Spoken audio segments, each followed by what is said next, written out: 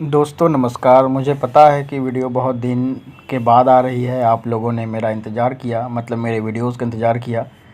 लेकिन दरअसल मैं इस दौरान काफ़ी व्यस्त था, अपने घर पे था, अपने परिवार वालों के साथ समय व्यतीत कर रहा था, दशहरा मना रहा था। और वैसे भी अंग बंग की संस्कृति अंग क्षेत्र में दिखने को मिलती है दुर्गा पूजा में, और दुर्गा पूजा को मैंने मनाया। आज मैं वापस दिल्ली आया हूँ और आप लोग पहले ये एक क्लिप देख लीजिए। मैं भागलपुर स्टेशन पे था और अनाउंसमेंट हो रही थी गोड्डा नई दिल्ली हमसफ़र एक्सप्रेस की, जिससे मैं नई दिल्ली आया। तो आप लोग उसे देख लीजिए। Train number 02349 from New Delhi has arrived on platform number 4। गाड़ी संख्या 02249 से चलकर न्यू दिल्ली हो जाने वाली प्लेटफॉर्म उम्मीद करता हूँ आप लोगों ने वह क्लिप देख लिया हो। लेकिन दोस्तों मैं वो क्लिप दिखाने के लिए नहीं यह वीडियो बना रहा हूँ।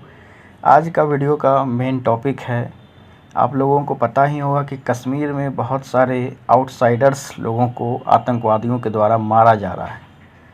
और यह कहकर मारा जा रहा है कि कश्मीर केवल कश्मीरियों का है, यहाँ पे दूसरे जगह या दूसरे प्रदेश के लोगों के लिए कोई जगह नहीं है। इसी मसले के ऊपर आज मैं बात करने के लिए जा रहा हूँ। इसमें पूर्णतः आतंकवादियों का दोष देना बिल्कुल गलत नहीं है। हालांकि रीजनलिज़म कुछ हद तक ही रहे तो वो अच्छा है, ऐसा भी नहीं कि रीजनलिज़म बिल्कुल ना रहे।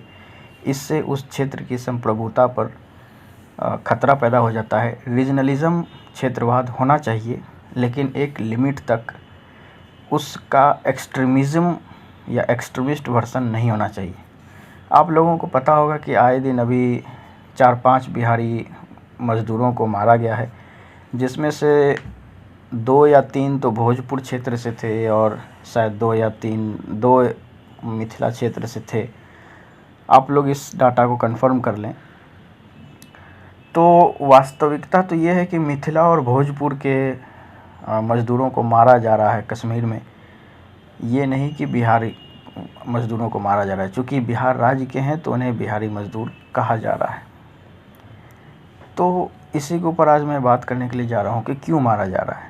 मारा इसलिए जा रहा है, वहाँ पे दरअसल वो पाकिस्तान का मैटर है। पाकिस्तान ये सोच रहा है कि भारतीय सरकार वहाँ पे डेमोग्राफिक्स चेंज कर रही है, हिंदुओं को ले जाकर बसा रही है कश्मीर में, और वहाँ पे मुस्लिमों को अल्पसंख्यक बनाने की भारतीय सरकार की साजिश है, जबकि ऐसा कुछ नहीं है। इसी डर से वहाँ पे आउटसाइडर्स को मारा जा रहा है। और हिंदू और सिख टीचरों को भी कुछ दिन पहले मार दिया गया। कश्मीर के एक कश्मीरी पंडित जो कि दवाई दुकान के स्टोर काफ़ी नामी थे, उनको भी मार दिया गया। तो ये एज ए डिफेंसिव कर रहे हैं। और एक नया कोई आतंकवादी संगठन है शायद। तो तालिबान का सर हालांकि दिखना शुरू हो चुका है, लेकिन मैं बिहार परिप्रेक्ष्य की तरफ से बात करूंगा। बिहार परिप्रेक्ष्य की तरफ से बात ये है कि जो भी बिहारी मज़दूर वहाँ पर जा कर के गुपचुप का दुकान लगाते हैं, हमारे क्षेत्र अंग क्षेत्र में गुपचुप ही कहा जाता है। गुपचुप मैं आपको बता देता हूँ अन्य क्षेत्रों में क्या कहा जाता है। जैसे पानी पूरी हो गया, एक शुद्ध हिंदी देसी वर्ड जो पानी पूरी हो गया, गोलगप्पा हो गया। तो ये एक वर्ड है जिसके थ्रू आप समझ सकते हैं हिंदी वर्सन। हमारे क्षेत्र में अंग क्षेत्र में और झारखंड वगैरह के क्षेत्र में इसे गुपचुप ही बोला जाता है। तो जो लोग वहाँ पे वो काम कर रहे हैं या फिर कोई इनफॉर्मल सेक्टर में कुछ काम कर रहे हैं, छोला भटूरा बना रहे हैं। यूपी में भी जब मैं बीए कर रहा था इलाहाबाद में, तो यहाँ पे ऑलमोस्ट जितने छोला भटूरा वाले हैं और जो भी कचौड़ी सब्जी, और कहीं पर भी आप उत्तर प्रदेश में जाएंगे किसी भी शहर में, बनारस में तो भरे हुए हैं, इलाहाबाद में भी और भी साइड में बहुत सारे लोग हैं। जो कि इनफॉर्मल सेक्टर में दूसरे चीज़ों में काम करते हैं, उन सब लोगों की यहाँ पे क्या गलती है मैं वो बताता हूँ। सबसे बड़ी बात है कि बिहार को रिजेक्ट करने वाला कोई और नहीं, बिहार को सबसे पहले बिहारी लोग ही रिजेक्ट करते हैं। क्योंकि ऐसा नहीं है कि बिहार में अगर वो कुछ छोटा मोटा कारोबार करें, गुपचुप का दुकान चलाएं और भी कुछ काम करें, किसी दुकान में हेल्पर की जॉब करें या कुछ और करें, तो इससे क्या होता है कि अगर वो लोग अपने ही प्रदेश में रह कर के ये काम करेंगे तो यहाँ पे उससे क्या होगा कि बिहार में ही कंपटीशन टफ होगी और इकोनॉमी बढ़ेगी बिहार की। यही लोग दूसरे प्रदेश में जा कर के वहाँ की इकोनॉमी को बढ़ा देते हैं और बिहार को पीछे छोड़ देते हैं। तो एक तरीके से ये कहा जा सकता है कि बिहार को पीछे करने में किसी और का हाथ नहीं, बिहारियों का ही हाथ। एक तरफ है बिहार का वैसा वर्ग जो कि काफ़ी एलिट्स और काफ़ी लिटरेट हैं, जो कि बिहार को आगे की ओर बढ़ाना चाहते।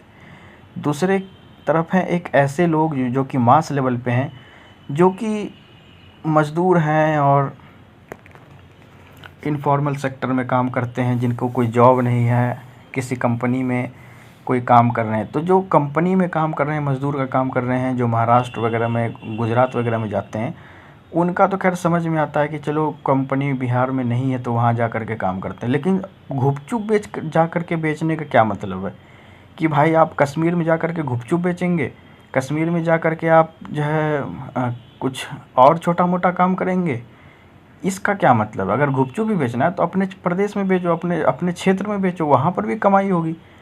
तो इस तरीके का जो अननेसेसरी बोझ बनते हैं ये लोग जा कर के दूसरे प्रदेश पर भी।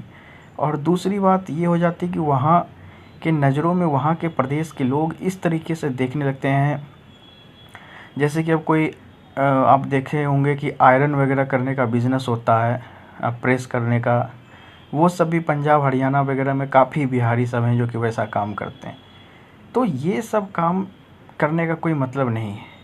ये सब करने से वहाँ के लोगों में एक छवि बन जाती है कि ये लोग बिहारी लोग तो यही काम करते हैं, और किसी थोड़े बहुत लोगों को देखने के बाद ये एज्यूम कर लेते हैं वो लोग कि बिहार ऐसा है, बिहारी ऐसे होते हैं। तो इस तरीके की भावना है। और कश्मीर में जो कश्मीरियत के नाम पे बाहरी लोगों को मारा जा रहा है, इसमें दरअसल एक वर्ड छुपा है मुस्लिम कश्मीरी लोगों को छोड़कर जो ओरिजिनल हिंदू कश्मीरी भी हैं उन्हें भी टारगेट किया जा रहा है। तो ये तो खैर सरासर गलत है। और महाराष्ट्र के जो शिवसेना के जो अध्यक्ष हैं संजय राउत, उन्होंने इसको कंडेम किया है। और सबसे बड़ी बात यही है कि यही लोग हैं, ये हैं राज ठाकरे हैं, और ये सब कुछ लोग हैं जो कि यूपी और बिहारियों को देखना नहीं चाहते हैं महाराष्ट्र में। तो ये डबल स्टैंडर्ड जो इन लोगों का दोगलापन है, ये देखने को मिलता है। इन लोगों का बस यही है कि राजनीति किसी तरीके से चलानी है, बस यही है और कुछ नहीं है। तो इसी के साथ मैं इस वीडियो को समाप्त करता हूँ। आशा करता हूँ आप लोगों को यह वीडियो ज़रूर पसंद आया होगा। जय हिंद, जय भागलपुर, जय हिंद प्रदेश, अंगिका भाषा जिंदाबाद।